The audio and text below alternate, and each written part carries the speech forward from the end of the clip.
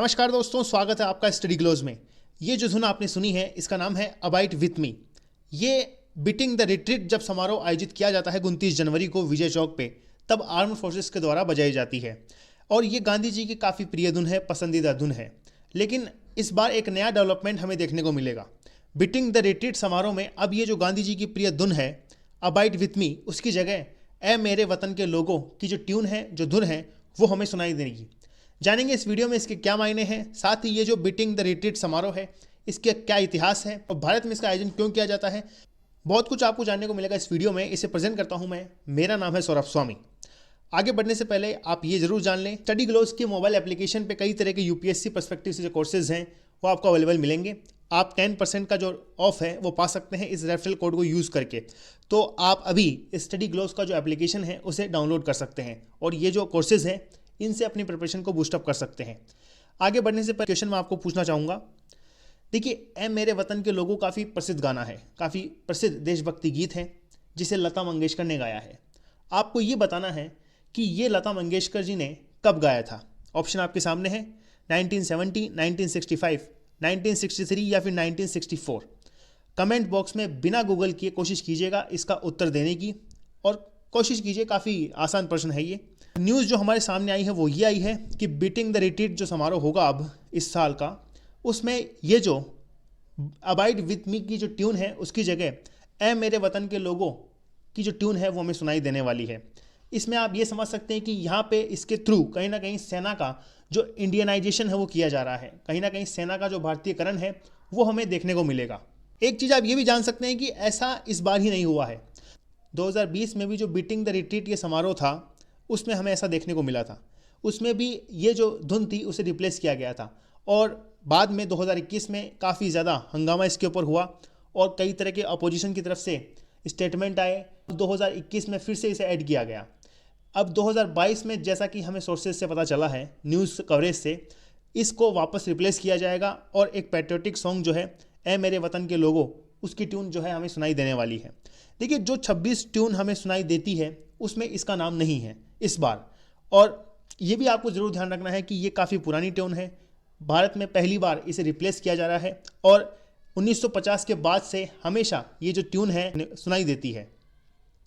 और ये जो अबाइड विथ मी है ये क्रिश्चियन प्रेयर है। जानेंगे इस वीडियो में इसके बारे में भी, लेकिन उससे पहले हम ये जानते हैं कि ये बीटिंग द रिट्रीट जो फंक्शन है, जो समारोह है, इसके क्या इतिहास है। देखिए, सबसे पहले इसे 17वीं सेंचुरी में इंग्लैंड में शुरू किया गया था और ये जो एक मिलिट्री ट्रेडिशन है वो हमें इंग्लैंड में ही देखने को मिला था। वहाँ के राजा किंग जेम्स सेकंड ने अपनी जो सेना थी उसे ऑर्डर दिए थे कि अब ध्वज जो है, जो फ्लैग है, उसे नीचे किया जाए, जो ड्रम है उसे बजाया जाए, साथ ये जो प्राइड डे है उसे सेलिब्रेट किया जाए। युद्ध के एक दिन पहले की ये बात थी। उसके बाद से कई देशों में ये जो रिवाज है वो हमें देखने को मिला। भारत में यदि हम बात करें तो ये जो बीटिंग द रिट्रीट जो समारोह है ये 29 जनवरी को आयोजित किया जाता है विजय चौक में, और इसे आप एक सिंबल मान सकते हैं end of the Republic day celebration. यहाँ पे जैसे ही सनसेट होता है, रायसीना हिल में ये जो प्रोग्राम है ये शुरू होता है और राजपथ के विजय चौक में इसे ऑर्गेनाइज किया जाता है। और आपको ये भी ध्यान रखना है, भारत के साथ साथ करंटली बहुत सी आर्म फोर्सेज, जो ग्लोबली बहुत से देशों की जो आर्म फोर्सेज हैं, उसके द्वारा ये जो फंक्शन है ये किया जाता है। जैसे UK, US, Canada, New Zealand, Australia, India और भी बहुत सी कंट्रीज़ हैं, उनमें ये जो बीटिंग द रिट्रीट एक फंक्शन है वो आयोजित किया जाता है। लेकिन भारत में इसको लेकर क्या मायने हो सकते हैं।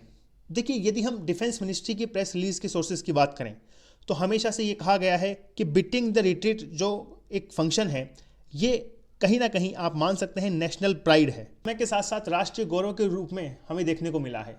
यहाँ पे रंग और मानक के साथ कई तरह की परेड हमें देखने को मिलती है। साथ इस समारोह की शुरुआत जो है वो 1950 दशक में मेजर रॉबर्ट्स के द्वारा शुरू की गई थी, जहाँ पे मेजर रॉबर्ट्स ने सबसे पहले स्वदेशी रूप से जो सामूहिक बैंड है उसके द्वारा जो प्रदर्शन करके अनूठे समारोह का एक आयोजन किया था।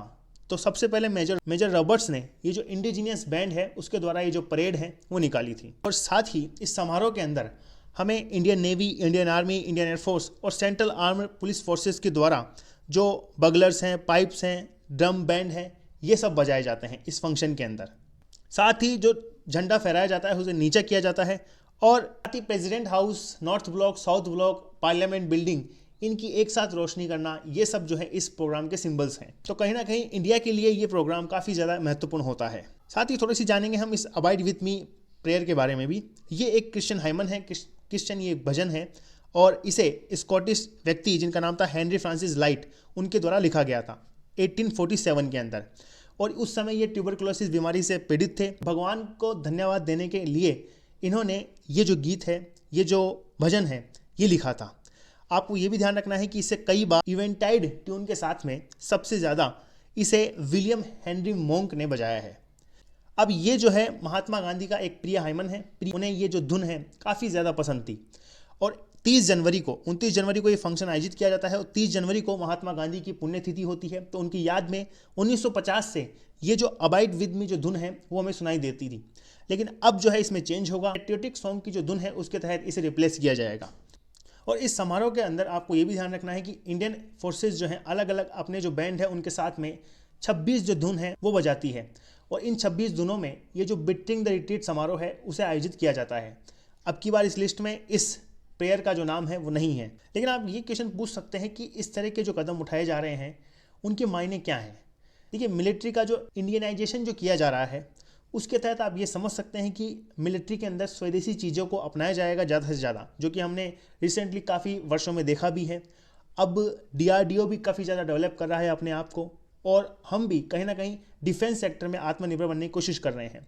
तो ऐसे में जो पुरानी परंपराएं हैं जिनमें इंडिजीनियस फैक्टर बहुत कम देखने को मिलता है, उन्हें चेंज किया जा रहा है। अब ये जो देश के पैट्रियोटिक सॉन्ग की जो धुन है वो ऐसे फंक्शंस में हमें देखने को मिलेगी। आपको ये भी मैं बता दूं कि इस लिस्ट में कई तरह के पैट्रियोटिक सॉन्ग थे, जैसे सारे जहां से अच्छा, उसके साथ साथ हिंद की खोज, और भी बहुत से पैट्रियोटिक सॉन्ग थे, जिसमें से ऐ मेरे वतन के लोगों जो कि लता मंगेशकर जी ने गाया था उसे सिलेक्ट किया गया है इस समारोह के लिए। आइए हम चलते हैं हमारे क्वेश्चन के ऊपर। लता मंगेशकर जी ने ये जो गाना है ऐ मेरे वतन के लोगों, ये 26 जनवरी 1963 को नेशनल स्टेडियम में गाया था। ये आपको ज़रूर ध्यान रखना है, तो इसका आंसर होगा 1963। और इसके जो लिरिकिस्ट हैं उनका नाम है कवि प्रदीप, और इसे कंपोज किया था C रामचंद्र ने। दोनों चीज़ें भी आप ध्यान रख सकते हैं। और ये जो गाना है लता मंगेशकर जी ने सिनो इंडियन वार में शहीद हुए जो सोल्जर्स हैं उनको श्रद्धांजलि देने के लिए गाया था। काफ़ी महत्वपूर्ण सॉन्ग है हमारे देश के लिए। ये था इस वीडियो में। आप जो अपनी राय है वो कमेंट बॉक्स में ज़रूर लिखें। आप इस डेवलपमेंट के बारे में, इस चेंज के बारे में क्या सोचते हैं? क्या इसे बदलना चाहिए था, या फिर पुरानी चीज़ें यही कंटिन्यू रहनी चाहिए? आप जो अपना मत है वो कमेंट बॉक्स में ज़रूर लिखें।